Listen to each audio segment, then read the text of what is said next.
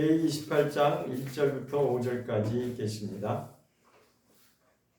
시작. 여호와께서 모세에게 일러 가라사대 너는 이스라엘 자손을 구하여 이르라. 나는 여호와 너희 하나님이라. 너희는 그 거하던 애굽 땅의 풍속을 쫓지 말며 내가 너희를 인도할 가나안 풍속 규례도 행하지 말고 너희는 나의 법도를 쫓으며 나의 규례를 지켜 그대로 행하라. 나는 너희 하나님 여호와니라. 너희는 나의 규례와 법도를 지키라. 사람이 이를 행하면 그로 인하여 살리라. 나는 여호와니라. 자, 어전에 말씀드린 것처럼 인류의 역사는 시작과 마지막이 동일하게 진행되고 있습니다. 시작은 이스라엘입니다. 왜냐하면 모든 자들이 다 하나님과 역행하는 길로 가기 때문에 그 중에 한 사람 아브라함을 부른 것은 모든 인류를 향한 하나님의 구원 계획입니다.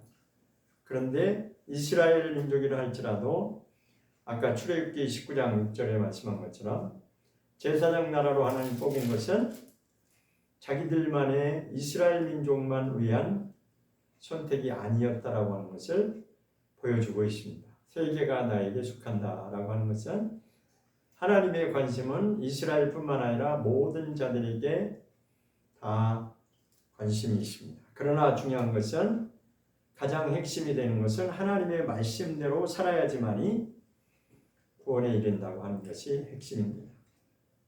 그래서 이 레위기 18장 말씀은 애굽이라고 하는 것과 가나안이라고 하는 것을 말씀하고 있는데 그 당시에 보면 애굽에서 이렇게 이제 나왔어요. 여기가 애굽 땅에서 이렇게 나와서 이제 목적지가 있어요. 가나안 땅입니다. 가나안. 자, 그때 당시의 시점으로 보면 아브라함 한 사람을 불러서 뽑았는데 다시 애굽에서 이제 있다가 몇백 년 동안은 있다가 그들 이끌어냈어요. 그래서 애굽도 가나안도 성경의 기준으로 하나님의 기준으로 보면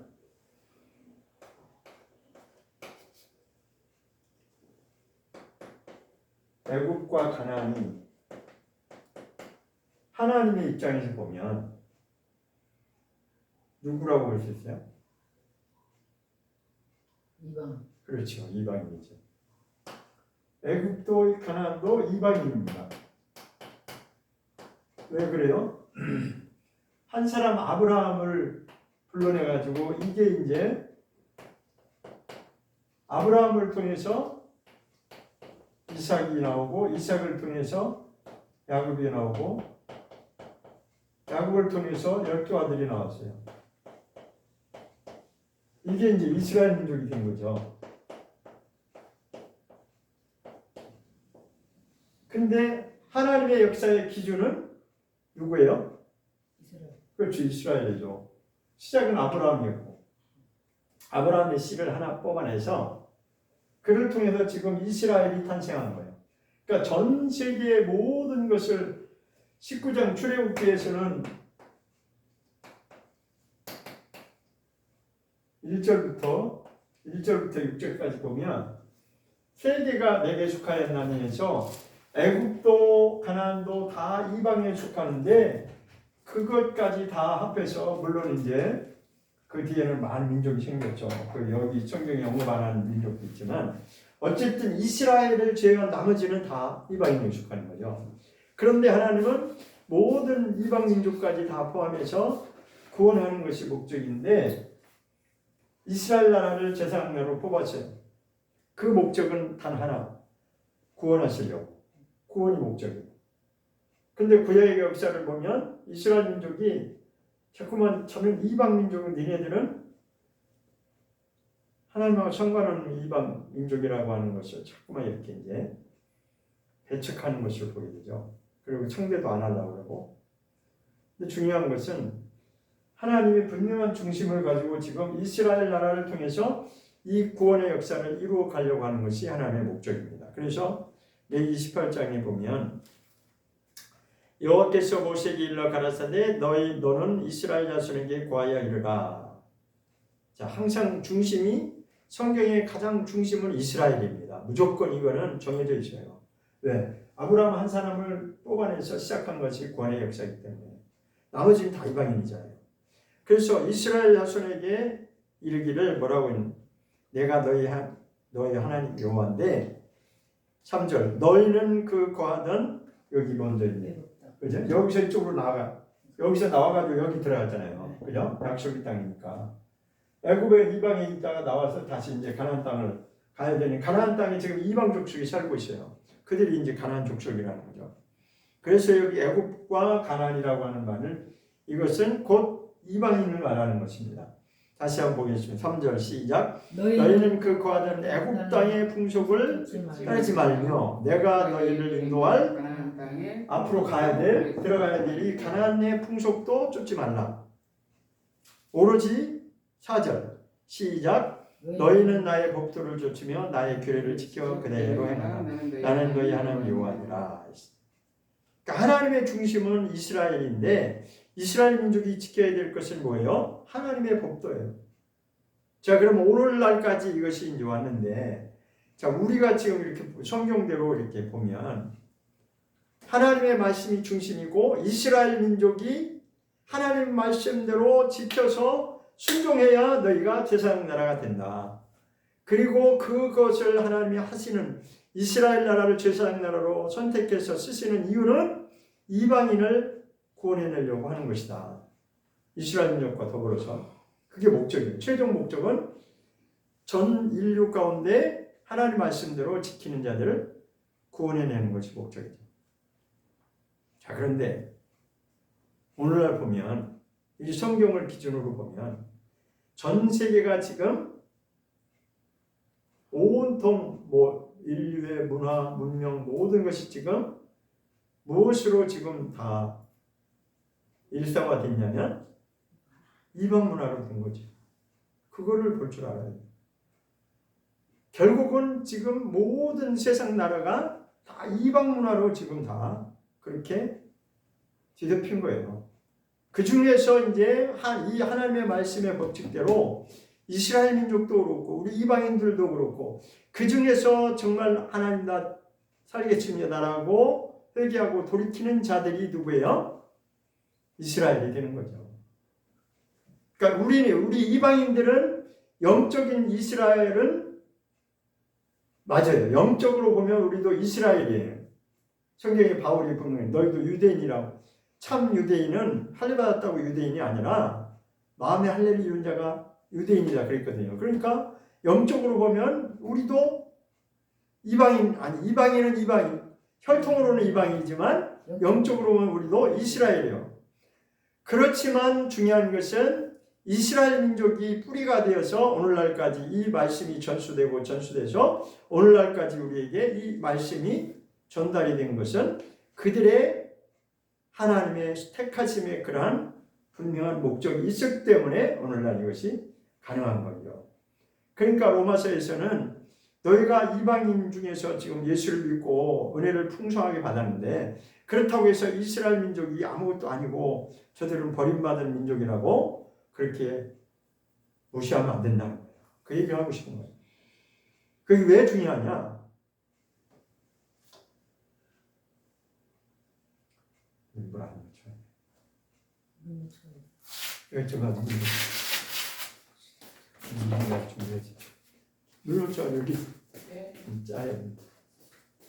이 마지막 때에 이스라엘 민족을 통해서 이제 하나님의 구원 계획을 마무리하고 계신 것이에요. 그 마무리하는 시점이 언제부터였냐? 그 시점이 바로 언제 계세요? 1948년도라요. 1948년도에 이스라엘이 이 지구상에 짠 하고 나타나면서 본격적으로 이제 그 하나님의 시간표가 지금 진행되고 있는 것이 아니죠. 자, 이것은 우리가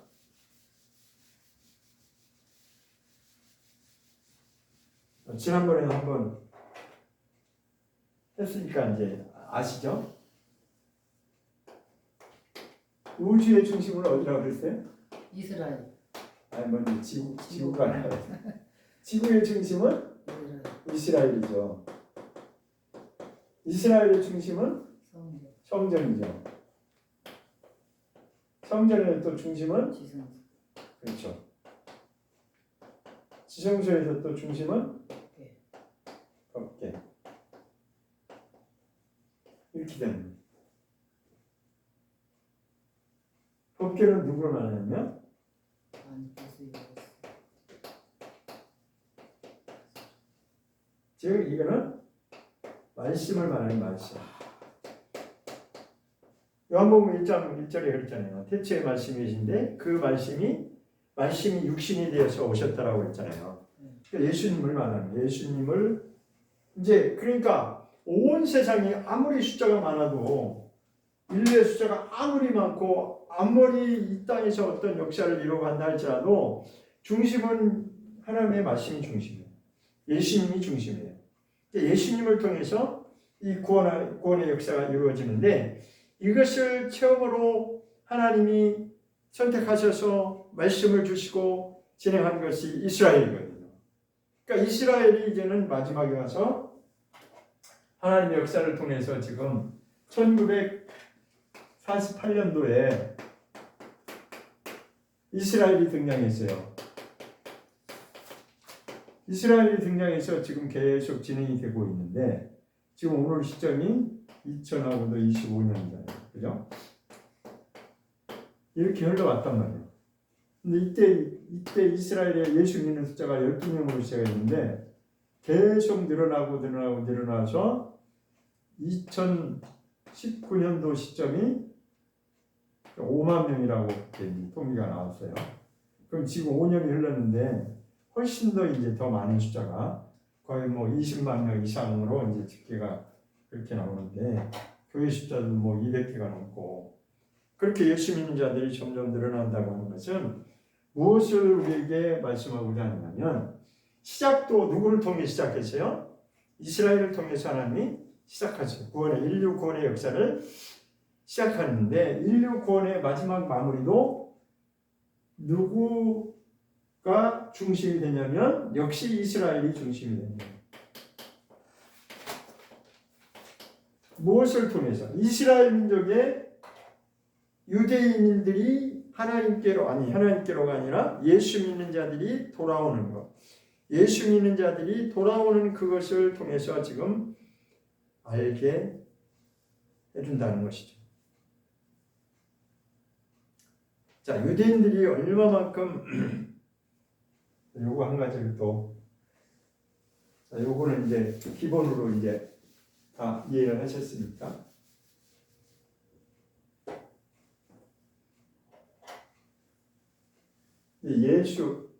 원래 예수라고 하는 이름이 본래 히브리어로 원래대로 하면은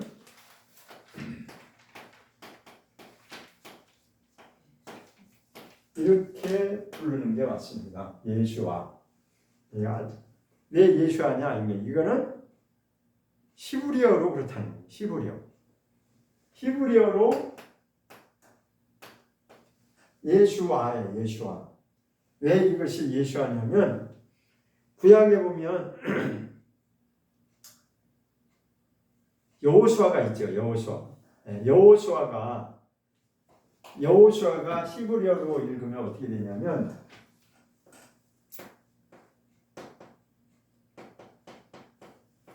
이렇게 불러요. 예호수아라고 불러요. 예호수아라고. 이게 이제 여호수아예요. 이게 한국식 발음은 이제 여호수아인데 고대 히브리어로는 여호수아입니다. 여호수아. 본래 고대 히브리어 언어는 여호수아인데 왜 예수아 오늘날 현대는 예수아냐? 현대 히브리어가 조금 이렇게 이제 변천이 돼가지고 현대 히브리어에서는 예수아로 불러요. 자, 이 예수와에 관한 말씀을 잠깐 드리자면 유대인들은 이게 있어요. 유대인들은 예수 안 믿는, 제가 이제 지금 질문을 퀴즈를 내는데, 예수 안 믿는 유대인들이 이렇게 부를까요? 이렇게 부를까요? 안 믿는 유대, 예수 영접하지 않은 자들. 안 믿는 자. 네, 제가 그랬죠. 히브리어라고 그랬죠. 네. 이것은 고대 히브리어고. 예수와. 네. 이렇게 부를 것 같죠? 반대. 예수. 예수 안 믿는 자들은 예수라고 해요. 이거에 걸친 얘기가 뭐냐면 그 유대인들 하도 핍박을 받아가지고 예수아라고 안 부릅니다. 원래 히브리어로 하면 그들이 정작 이렇게 불러야 맞거든요. 자기네 히브리 언어니까. 그런데 이게 어떻게 됐냐면 히브리 사전에는 이렇게 돼 있대요.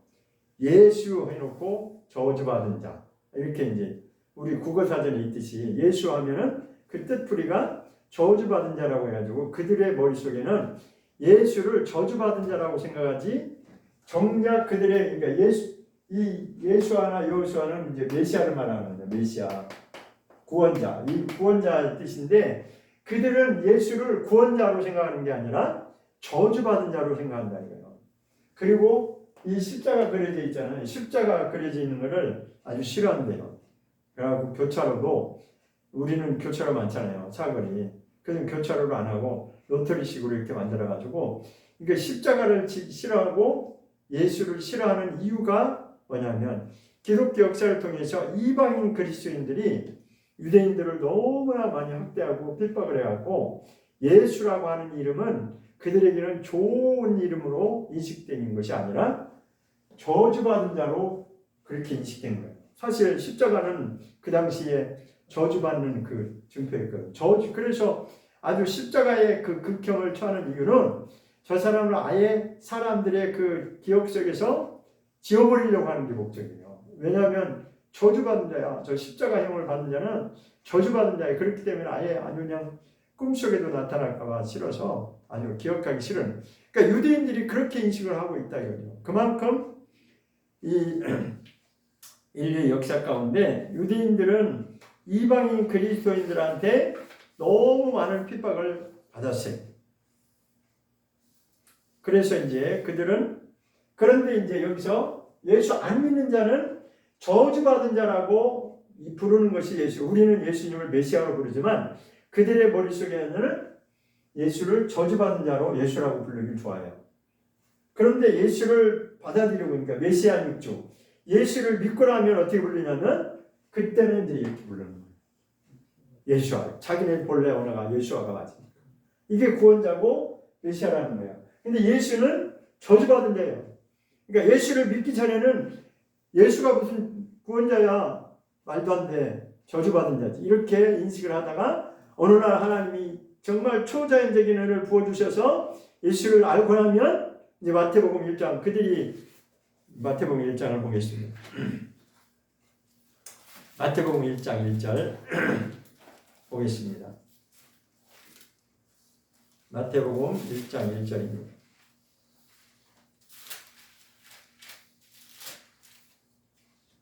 시작. 아브라함과 다윗의 자손 예수 그리스도의 세계라. 그러니까 그들은 신약을 금서라고 되어 있어요. 유대인들은 그러니까 예수를 믿지 않는 유대인들에게는 신약 성경은 금서로 되어 있어요. 아예 신약 성경을 못 보게. 그거는 봐서는 안 되는 책이다 이렇게 금서로 되어 있는데 이제 은혜를 받거나 아니면 누구를 통해서 전도를 받거나 해서 마음이 움직여서 관심이 있게 되면 신약 성경을 딱 펼쳐놓고서는 첫 구절의 1절을 딱 읽는 순간에 아브라함과 다윗의 자손 예수 그리스도의 세계다. 여기서 막 하나님의 감동이 강력하게 인지하면 그 예수가 메시아 맞구나. 이렇게 이제 변화되는 거예요. 이렇게 변화되고 은혜를 받으면 이제 예수라고 부르는 거죠. 왜? 구원자니까. 근데 변화되기 전에는 예수라고 부르는 거예요. 근데 우리는 예수를 메시아로 알고 있지만 그들은 저주받을 자로 아주 그냥 그렇게 싫어한다 이거죠. 그것은 그렇게 된 이유는 이방인 그리스도인들이 너무나 그 유대인들을 학대하고 함부로 대하고 막 그렇게 했기 때문에 그들이 그렇게 됐다는 거죠. 자, 그런데 유대인들이 이 말씀을 맡은 자로서 얼마만큼 그들이 철저하게 말씀 중심으로 그들이 살아왔냐면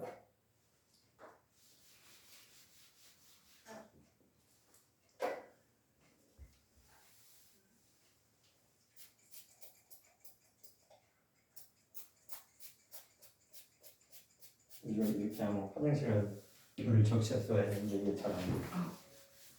자, 그래서 한 예로 말씀을 드리면 이제 유대인들은 성경을 계속 기록하고 필사하고 해서 전수하는데 그들의 이제 이 보면 여호와라고 하는 이름이 구약에 많이 나오잖아요.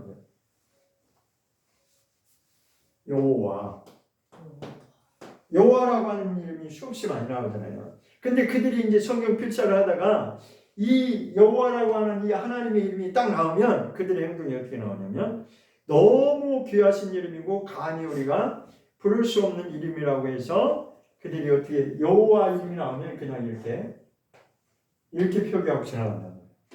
함부로 그 보면 계명 중에도 있잖아요. 하나님의 이름을 망령되이 그러지 말아요. 그런 말씀 있잖아요. 그러니까 그들은 하나님의 이름이 여호와인데 여호와 이름을 함부로 입에다가 담지 못하고 감히 우리가 하나님의 이름을 어떻게 부르겠냐 해서 이렇게 여호와라고 이렇게 적지 않고 그냥 이렇게 표기하고 지나가면 그게 하나님의 이름이라는 거예요. 그게 어디서 발견됐냐면 사회사본에서 그게 이제 그렇게 발견됐다고 하는 건데 여기서 이게 참 특이한 게 뭐냐면 그러니까 거의 2000년 동안을 2000년 가까이를 발견되지 않다가 1948년도에 이스라엘이 등장했잖아요. 등장했는데 사회사원이 언제 발견됐냐면 이스라엘이 건국되기 1년 전에 1947년도에 그 쿰란 동굴이라고 하는 거기에서 이 사회사원이 발견됐다고 하는 것, 이게 아주 특이할 만한 사항인데 쿰란 동굴이라고 하는 것은 이제 바위로 이루어진 그런 산이 있는데 거기서 어떤 그 유대인 목동을 베두인이라고 그러거든요. 베두인 목동이 잃어버린 양을 찾으러 이렇게 양 찾으러 다니다가 어느 동굴을 딱 이렇게 발견하고 거기 동굴에다가 그냥 저 안에 무엇이 있나 이제 알아보려고 좀 말하자면 그 안에 들어가는 것이 아니라 밖에서 돌 하나를 탁 던져본 거예요. 그 안에 예를 들어서 뭐 짐승이 있다든지 그러면 맞으면 이제 반응이 나올 테니까. 근데 그 돌을 집어 던졌는데 거기서 무엇이 반응이 나왔냐면 쨍그랑하고 뭐 그릇 깨지는 소리가 난 거예요. 그게 신기해가지고 들어가 보니까 뭐가 있었냐면 항아리가 이제 발견된 거예요. 항아리. 근데 항아리가 발견돼가지고 그것을 이제 신고했는데 이 고대 문헌을 연구하는 연구팀이 있잖아요. 고대 문헌을 연구하는 연구팀이 이제 거기서 탐사를 들어가지고 탐사를 했는데 그 안에 아주 무더기로 항아리가 발견된 거예요. 무더기로 항아리가 발견된 게 그게 이제 사회사본이거든요.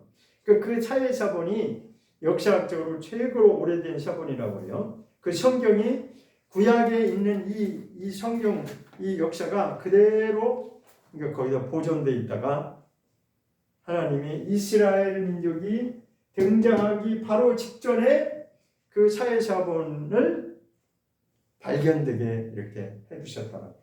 그래서 그것을 통하고 오늘날까지 많은 이제 그런 성경학자들이 연구를 하고 그렇게 이제 하는데, 그러니까 그만큼 유대인들의 역할은 무슨 역할을 했냐면 이 성경을 정말 오자가 없이 원본대로 그렇게 보존해서 다음 세대에 계속해서 이것을 전달하려고 하는 하나님의 말씀을 지키는 자로서의 역할을 그들이 잘 감당했기 때문에 오늘날 우리에게 이와 같은 귀한 성경이 손에 주어졌다는 거예요.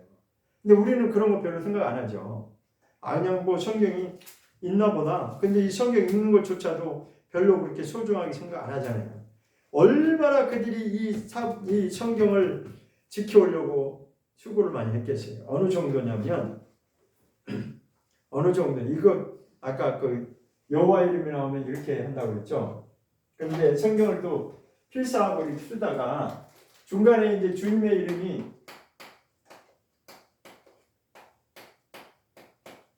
뭔가 잘못됐죠. 그러니까 오자가 나오고 잘못 기록됐다 하면은 이들이 어떤 행동을 하냐면 그 필사하던 그 성경 자체를 그냥 다 폐기 처분하고, 그러는 또 폐기 처분할 정도가 아니라 실제로 그들은 성경 이 토라 장례식이 있대. 토라 장례식. 그리고 그거는 잘못됐으니까 그냥 아이고 쓰레기통에다 그냥 이렇게 버리고 끝나는 게 아니라 토라 장례식을 치를 정도로 그 정도로 하나님의 말씀을 아주 철저하게 여겼다는 거예요. 근데 우리는 어떻게 해요? 우리는 뭐 그냥 너무 흔하니, 이 성경 말씀이 너무 흔하니까 우리가 상상할 때는 그 별로 와닿지 않죠, 그죠? 아니 뭐 꼭 그렇게까지 해야 돼? 라고 이제 생각할 수 있는데, 그들은 하나님께 받은 그 사명, 아까 로마서 3장에 그랬죠. 유대인들이 우리보다 나은 게 뭐냐? 뭐라고 그랬어요? 다시 한번 보세요. 로마서 3장. 그러니까 그게 그냥 한 말씀이 아니고 굉장히 의미 있는 로마서 3장 보겠습니다. 로마서 3장 1절 시작. 로마서 3장 1절 로마서 3장 1절 로마서 3장 1절 시작. 그런즉 유대인의 나음이 무엇이며 할례유익이 무엇이며 범사에 많으니 첫째는 저희가 하나님의 말씀을 맡았습니다.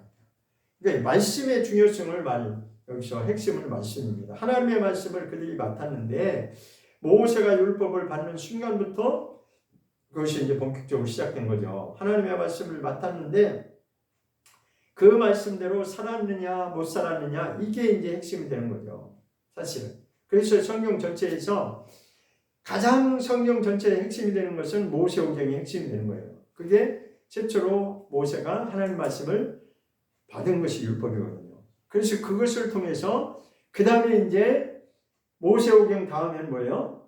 여호수아가 이제 가나안 땅 정복하는 이야기가 나오고, 그 다음에 이제 사사시대에 이스라엘 백성들이 말씀을 떠나서 타락한 이야기가 나오고, 그 다음에 뭐 룻기 나오고, 사무엘사가 이제 사울과 다윗 왕의 그 왕조가 시작되는 거.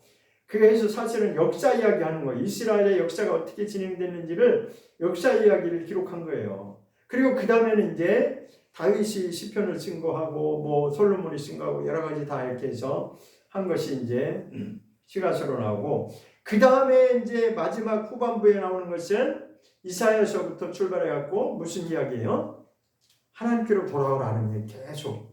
그러니까 선지자들의 내용의 핵심의 결론은 다 그 얘기, 하나님께 돌아와야 된다.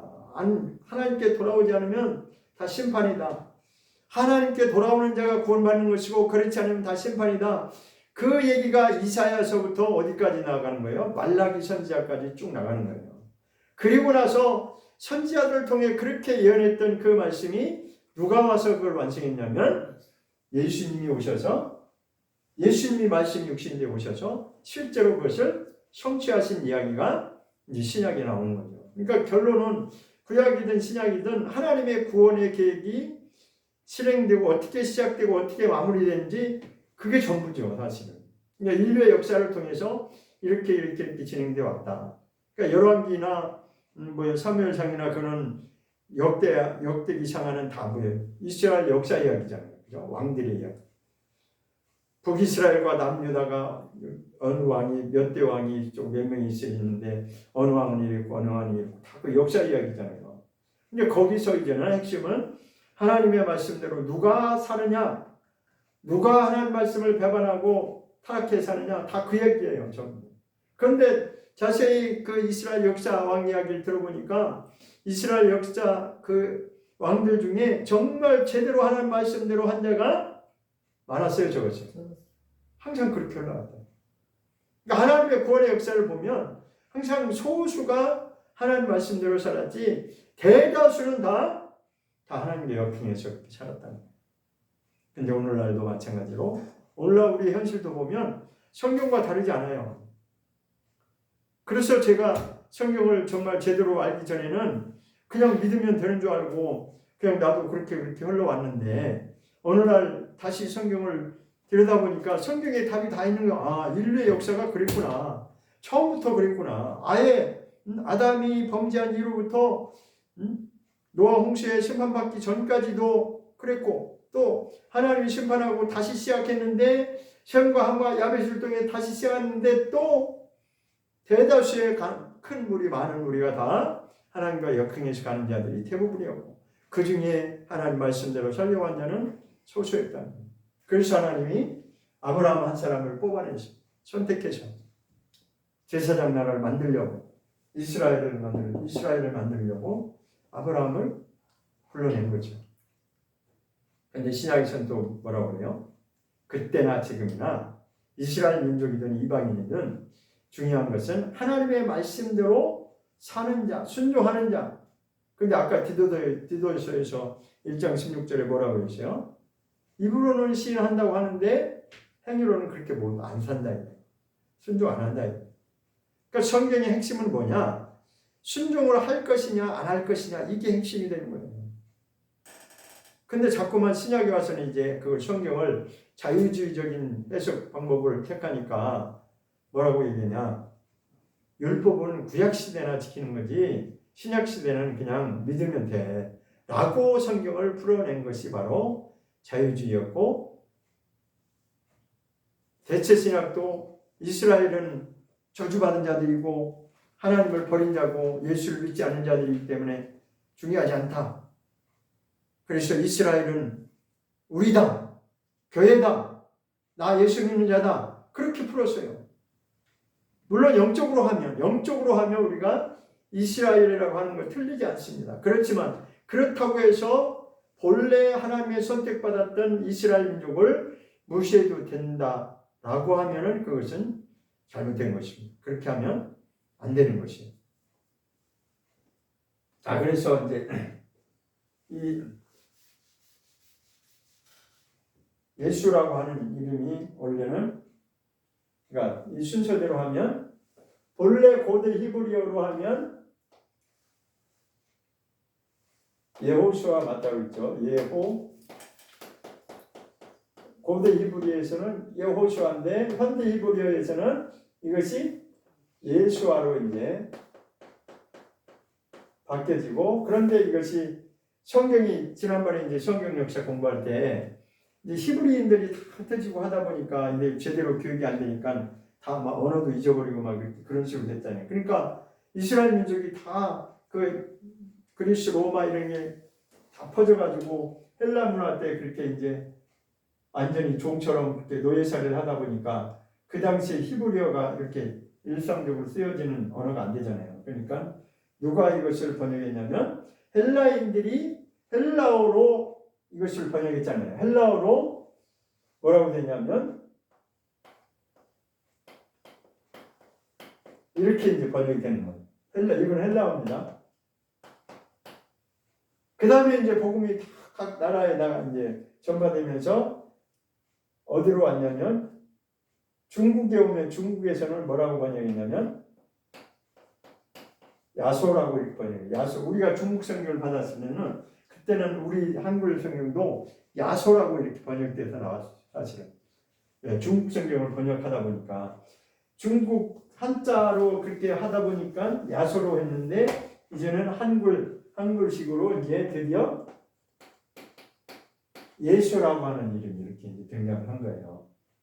이렇게 본래 고대 히브리어에서는 예호수아였고 현대 히브리어는 예수아였고 근데 헬라어로 번역하다 보니까 이에수스로 그 다음에 야소에서 예수로 이렇게 근데 이제 이 중간에 영어가 있죠. 영어로 부를 때 뭐라고 부르죠? 네, 지저스. 이렇게 이제 부르잖아요. 이렇게. 이것을 이제 발음하다 보면 지저스로 이렇게 발음하죠. 그러니까 어쨌든 예수라고 하는 이름이 다 똑같은 하나님의 이름, 예수님의 이름인데 그렇게 이제 번역을 통해서 이렇게 이제 오늘날까지 그렇게 왔습니다. 그러니까 오늘 핵심은 뭐냐면 이스라엘 민족이 점점 더 하나님께로 아니 예수님을 믿는 자들이 많아지면 많아질수록 점점 더 이것은 무엇을 하나님이 앞당기고 있다는 거예요? 예수님이 오시는 날이 예수님이 다시 오실 예수님이 점점 더 우리 앞에 가까이 오고 있다는 것을 알려주고 있는 것이다. 그러니까 성경을 제대로 알고 이 역사를 흐름을 이제 우리가 볼 줄 알면 보게 되면 이제 관심이 있게 되면 아 정말 그렇구나. 그래서 1948년도 5월 14일 날 이스라엘이 다시 등장한 이유가 그런 맥락에서 이제는 마지막 타임라인을 하나님이 이제 본격적으로 이때부터 본격적으로 시작된 것이다. 그래서 이때를 기점으로 해갖고 예수 믿는 자들이 유대인들 중에 예수 믿는 자들이 많이 이제 일어나기 시작했는데 지금은 굉장히 많은 자들이 이제 그렇게 나왔다는 거죠. 자, 그래 로마서 11장으로 다시 한번 로마서 11장을 보겠습니다. 로마서 11장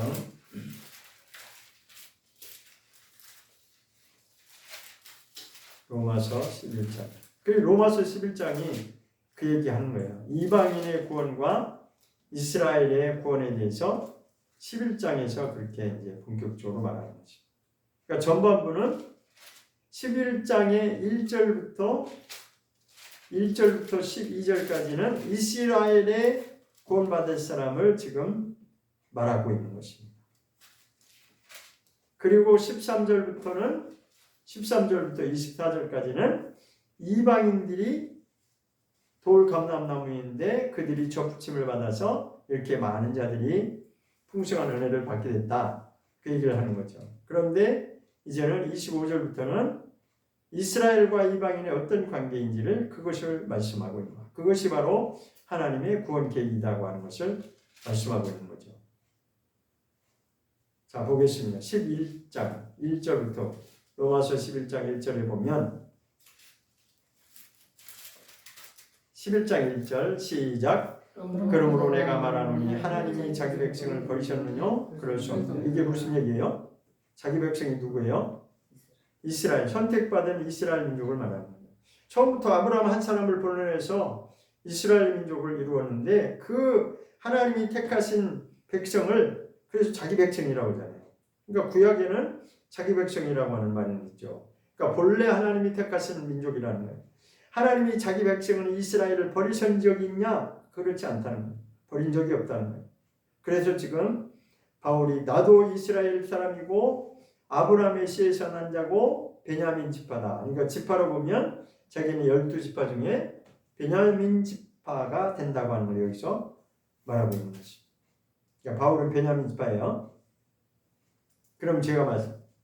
다윗이 무슨 지파일까요? 다윗. 성경을 알면 답이 나오는데 다윗이 무슨 지파겠지?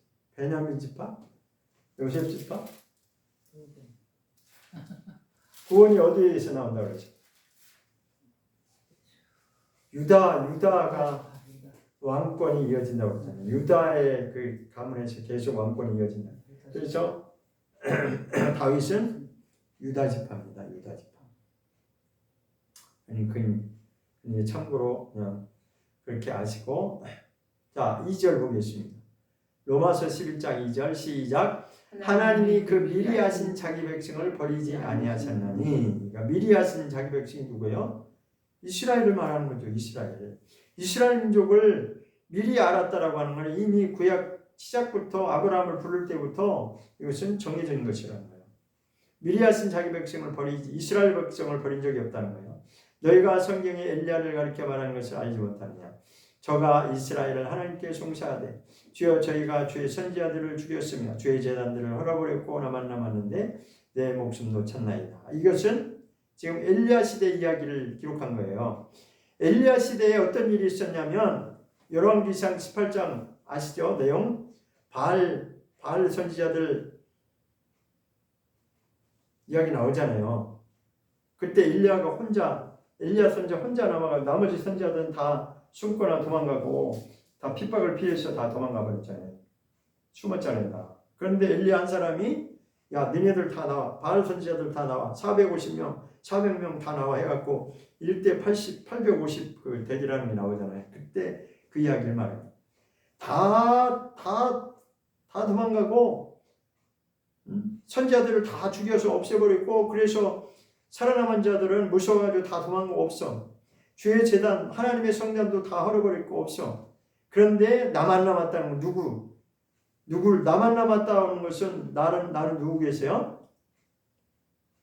이 내용을 보면 엘리야를 말하는 거죠. 엘리야 시대에 엘리야가 그렇게 고백한 적이 있다. 엘리야가 나 혼자만 남았는데 내 목숨도 찾나이다 해서 근데 그때 이제 하나님 뭐라고 대답하셨냐면 하나님의 답변이 4절입니다. 시작. 저에게 하신 대답이 무엇입니까? 엘리야에게 대답하신 답이에요. 엘리야에게 하나님 뭐라고 말씀하셨냐면 내가 나를 위하여 바알에게 무릎 꿇지 아니한 사람 7천을 남겨두었다 하셨으니 자 여기서 우리가 알아야 될 것은 엘리야 시대에도 그런 일이 벌어졌다는 거예요. 그러니까 시대마다 항상 그 흐름이 똑같다는 거예요. 그 당시에도 이방인들이 이 유대인들을 막 핍박하고 죽이고 특별히 선지자들 말씀을 맡은 자가 선지자잖아요. 하나님의 말씀에 예언하는 자들을 그 이방인들이 특히 그 시대에 유명했던 자가 누구예요? 이세벨 여자니 이세벨 입양 여자. 이세벨이 막 엘리야를 죽이려고 했잖아요. 그래갖고 선지자들이 다 도망가고 아니면 잡혀 죽기도 하고 막 그렇게 다 죽었다는 거예요. 그런데 그 당시에도 바알이라고 하는 우상에게 무릎 꿇지 않는 그 사람이 있었다. 그게 몇 명이야? 7천이 있었다는 거죠. 그렇죠? 그러니까 그 당시에 7천이 있었다고 하는 것은 뭐냐면 이것은 소수만이 그래도 믿음을 지키는 자가 있었다고 하는 것을 말하는 거죠. 소수가 많지는 않지만 바알의 우상에게 무릎 꿇지 않는 자들이 하나님이 남겨두신 자가 있다라는 것이에요. 그건 뭔 얘기하는 거야? 역사의 시대마다 하나님의 구원의 역사는 그 남은 자들을 통해서 계속 연결시켜 나가고 있었다는 거죠. 하나님이 계속 하나님의 구원 역사는 멈춘 적이 없다는 거죠. 그죠? 그래서 오늘날 우리에게까지 복음이 들어온 거예요. 그런 자들이 있었기 때문에. 그러니까 유대인이라고 해서 다 엉터리가 아니고 그 중에도 정말 하나님의 말씀인데 목숨처럼 여기고 그렇게 믿음을 지킨 자들이 시대마다 언제나 있었다는 거죠. 그렇죠? 자, 그래서 5절 보겠습니다. 5절 시작. 그런즉 이와 같이 이제도 은혜로 택하심을 따라 누가 있다고요? 남은 자가 있다. 여기서 성경에서 남은 자를 말하는 것은 많은 자들을 말하는 게 아닙니다. 소수를 말하는 거예요. 항상 진실한 믿음으로 지키는 자들은 성경에 남은 자라고 표현하고 있어요. 왜 남은 자라고 표현했겠어요?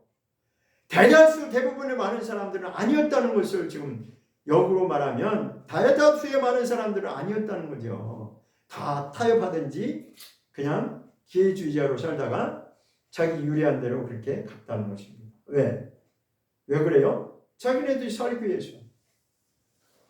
그만큼 이 믿음을 올바로 지키는 것이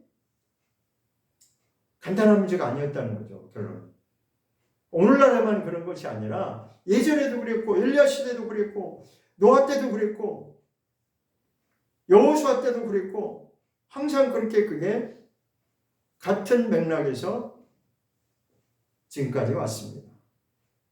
그래서 이제는 하나님께서 1948년 5월 14일 이스라엘을 이제 건국하게 하시면서 본격적으로 이제 마지막 부분을 하나님이 정리해 나가는 구원 계획을 지금 펼치고 있는 것입니다. 근데 관심 있는 사람이 이것을 제대로 알고 가지 관심이 없는 사람들은 자꾸만 세상의 그 물결을 따라서 그냥 세상이 흘러가는 대로 세상이 그러니까 문화가 그러니까 그냥 그렇게 간다 이거예요. 그러나 성경을 정확하게 볼 줄 아는 사람은 아까 오전에 말씀드린 것처럼 지금 온 세상은 지금 무슨 문화가 지금 장악하고 있어요? 이방 세상 문화가 완전히 장악하고 있는 거예요. 그거를 볼 줄 알아야 돼요. 아, 지금 이 세상은 살기 좋은 시대고 뭐 발전한 시대고 과학 문명이 뭐 어쩌고저쩌고 하지만 그러나 성경대로 보면 이게 아니구나. 정말 이방 문화, 레위기 28장에 아까 뭐라고 그랬어요? 이방 문화를 쫓지 마라. 왜 이방 문화를 쫓지 말라고 그랬어요? 가증한 풍속이 온 세상을 다 뒤덮고 있기 때문에. 그때도 동성애가 있었고 다 그랬어요. 레위기에 보면 그게 다 나옵니다. 오늘날 동성애가 막 오늘날은 뭐 현대 동성애가 너무 아니? 그때 그 당시에도 동성애가 있었어요. 창세기에도 이미 동성애가 나왔어요. 그러니까 인류의 역사가 그때나 지금이나 바뀐 적이 똑같아. 사람 사는 모습들이 다 똑같아요. 하나님과 역행해서 이방 문화를 따라가는 자들은 그게 그냥 당연한 것처럼, 그게 문화인 것처럼, 그래도 되는 것처럼 그렇게 산다 이거예요. 그러나 성경을 우리가 분별할 줄 알면 이게 정말 하나님 말씀대로 살아내는 것이, 하나님 말씀대로 우리가 믿음을 지키는 것이 얼마나 소중하고 값진 것인지를 우리가 알아야 된다는 것입니다. 그래서 보수라고 하는 것이 고리타분하고 답답하고 꽉 막힌 그게 보수가 아니에요. 사람들은 자꾸 그렇게 막 선동을 거짓말하는 자들이 이렇게 선동해가지고 그것을 깨부수려고 하는데, 보수라고 하는 게 뭐냐? 성경적인 가치관을 지키려고 하는 게 보수예요. 성경적인 가치관이 뭐냐? 하나님의 말씀이 이렇게 살면 안 된다, 이렇게 살아야 된다라고 하는 그 가치의 기준을, 거기에 기준을 두고 그 본질을 빼앗기지 않으려고, 그것이 바로 무엇이냐면 근본주의가 그렇게 성경 말씀대로 지키는 게 근본주의예요. 그런데 거기서 나온 게 뭐냐? 자유주의. 자유주의는 근본주의를 배척합니다. 왜 근본주의 배척하냐? 그 근본주의 사람들은 말씀대로 살려고 하고 막 이렇게 몸부림치는데, 저 사람들은 꽉 막힌 사람이고 답답한 사람이고 시대에 맞지 않는 사람들이고 이렇게 몰아간다 이거죠. 어느 시대나 항상 그리스도인들은 그렇게 코너에 몰렸어요. 왜? 자기네들하고 다르다고 하는 그 이유 때문에. 아니 다른 사람들은 다 그렇게 사는데 왜 니네만 그렇게 유별나게 구냐? 응? 그냥 우리가 같이 오늘날 지금 흘러가는 문화가 뭐예요? 지금 기독교 안에서도 지금 그렇게 흘러가고 있잖아요. 무슨 명목으로? 종교 다원주의라고 하는 그 말도 안 되는, 거기다가 그럴듯하게 색깔을 입혀가지고 이거는 좋은 거야. 종교 다원주의가 뭐죠? 너도 구원받고 너도 구원받고 다 구원받는다는 거잖아요. 그거를 하나님이 가장 싫어하는 우상이라고 했는데, 혼합주의, 하나님이 싫어하시는 것이 혼합주의인데, 하나님이 싫어하시는 게 네 가지가 있어요.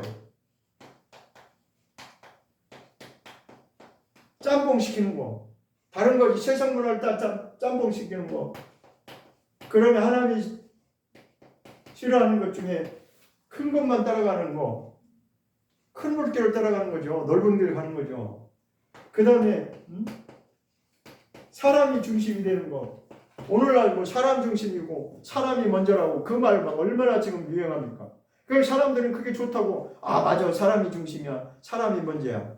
그 성경과 역행하는 겁니다. 하나님이 중심이지 어떻게 사람이 중심? 그러니까 사람들은 생각 없이 사니까 그게 다 좋아 보이는 거야. 왜? 문화라고 하는 그 색깔을 덧입혔기 때문에. 문화하면 뭐 그럴듯하고 뭔가 뭐 아주 현대인답고 뭐 아주 그냥 뭐라고 그러죠? 세상 말로 세련돼 보이잖아요.